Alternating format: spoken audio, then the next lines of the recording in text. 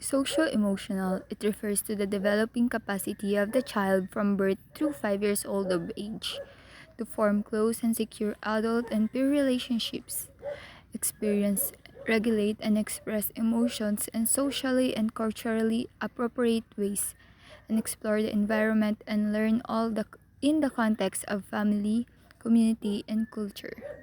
Social emotional development. The socio-emotional development of infants and toddlers is from and interpersonal relation. What is intrapersonal? It is the development of self, emotion, and gender identity. Interpersonal relation has something to do with the development of attachment. To learn more, these are the formative years. Formative years, it is the free 3 years of child wherein considered as the important in human development elements on the social-emotional development of a children. Attachment, temperament, and the emergence of the moral self. First is the attachment. It is a term used to describe the emotional relationship that develops between an infant and the primary caregiver during the infant's first year of life. It is a relationship that develops over time and it is result of many interactions and caregiving experiences, particularly those in response to the infant needs and bids for attention, comfort, and protection. So, dito sa attachment, ito yung relationship between sa bata and dun sa nag-aalaga sa kanya. Pwedeng yung yaya, yung parents, or yung kapatid. Napapansin natin na kapag yung baby napupunta siya sa ibang tao, hinahanap niya kaagad yung mga taong laging nag-aalaga sa kanya or lagi niyang nakikita or nag-aalaga nga sa kanya. Kumbaga, attached na siya dun sa tao at mas komportable siya. Which is, yun dun nabubuo yung attachment na tinatawag nga natin.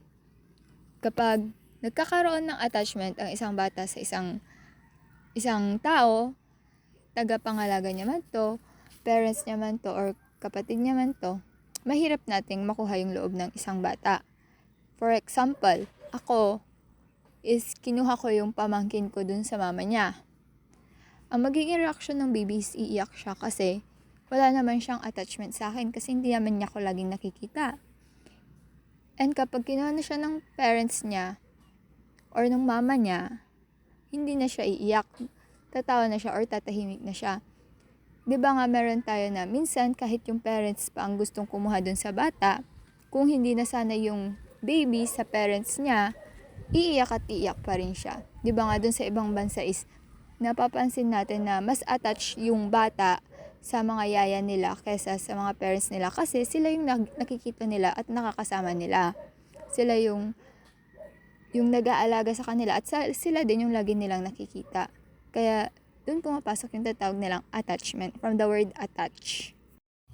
Ayon din according to Dr. John Bowley, the father of attachment theory, the beginnings of attachment occur within the first 6 months of the baby's life with a variety of built signals that baby uses to keep her caregiver engaged.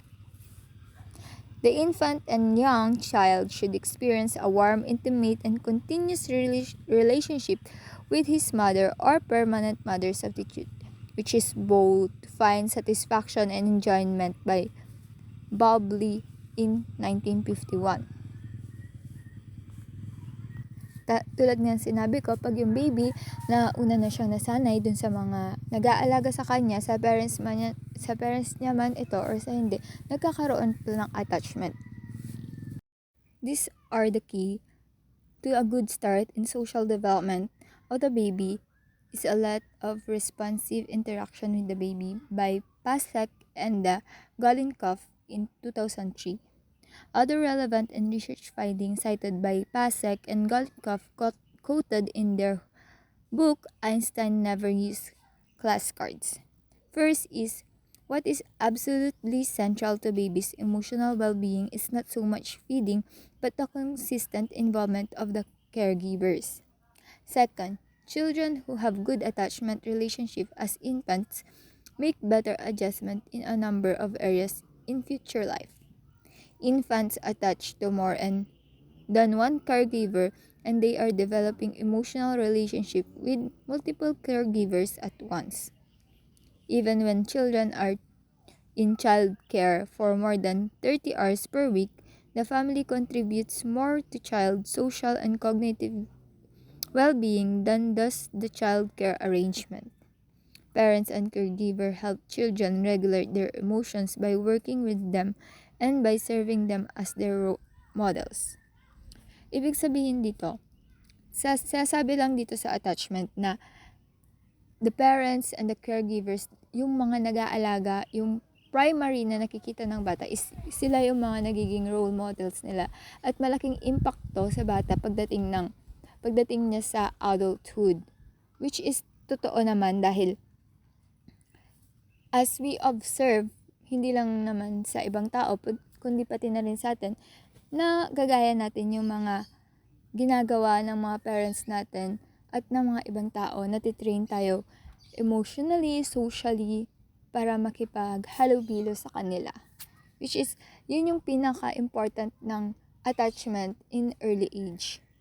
Next is the temperament, a word that captures way the people different even at birth in such things as their emotional reactions, activity level, attention span, persistence, and ability to regulate their emotions. So this is the 9 different temperament categories based on Honig in 2010. The activity level, active or inactive. Kung yung bata ba is pwedeng maging inactive or pwede siyang maging active. Number 2 is mood, bleak or cheerful. Pwedeng maging dyan lang siya or maging cheerful, happy lang siya. Number 3 is the threshold for distress, sensitive or patient. Kung magiging patient ba siya or magiging sensitive siya sa mga bagay-bagay. Next is the rhythmicity, predictable or the unpredictable. The 5 in intensity, high or low. 6 approach and withdrawal, being cautious or welcoming, like that, or distractibility, when pwedeng maging easily distracted or maging focus yung isang tao. Pwede rin maging next is the adaptability, being adaptable or immutable. Dito parang yung child ba is pwede bang kaya niya bang mag-adapt or magiging immutable na lang siya. Next is the persistence, the attention span, to continue or to change. Kung magtutuloy-tuloy ba or mababago. Depende na lang to sa toddler kung yun nga, babaguhin or itutuloy niya yun. In conclusion, based on these temperament traits, psychiatrists Alexander Thomas and Estella Chess studied baby's temperament and clustered temperaments into 3 basic types: the easy child, the difficult child, and the slow to warm up child, and those that did not fall under any of the 3 basic types. The easy child adapts readily to new experiences or people. These are the people that flexible enough to adapt and to make new or to continue or to change. Hindi sila masyadong nagwo-worry doon or madali silang like I said earlier, they are flexible enough. Next are the slow to warm up child that adjusts slowly to new experiences or people. Ito naman yung mga tao, or these are the people that it takes time for them to adapt, to adjust, and to make new differences, or to make new experience about the people, about the environment, community, like that. They take time to adapt, to make it happen, like that. And the last one is the difficult child, tends to react negatively or intensively to new things. These are the people who doesn't know how to be flexible, or they are the people that is not good at adjusting like that. These people are neglect or doesn't like change. Thus, for the formative years are the emergence of moral self. A sense of morality presupposes awareness of the existence of moral standards and the ability to evaluate oneself against standards. According to Professor Deborah Stipek and her colleagues, about 50% of the 19 to 24 months old, 1 year and 7 months to 2 years old, and 80% of the 25 to 29 months old, 2 to 2.5 years old, and almost 30 to 40 months, 2 year and 6 months to 3 years and 4 months old are capable of self-evaluation. Children who aren't capable of self-evaluation and self-description don't have capacity to experience a sense of shame and remorse. Ibig sabihin, ito yung sa moral self natin. Yung mga sabi dito na by the age of 2 to 4 years old, nakakaramdam na tayo ng morality. Meron na yung part na nahihiya tayo, naiinggit, or na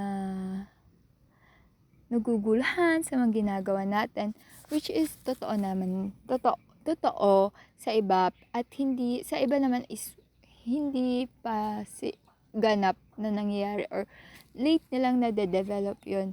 Especially kapag yung mga bata, 'di ba, sa mga age 2, 3, and 4, kapag tinutukso natin sila, pag nila sinasabihan natin sila ng mga bagay na parang nakakahiya para sa kanila, is nahihiya na talaga sila.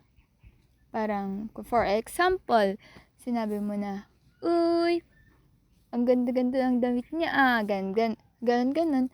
Nahihiya na sila na parang, yung iba confident sila, tas yung iba naman is nahihiya pa na ipakita yon kapag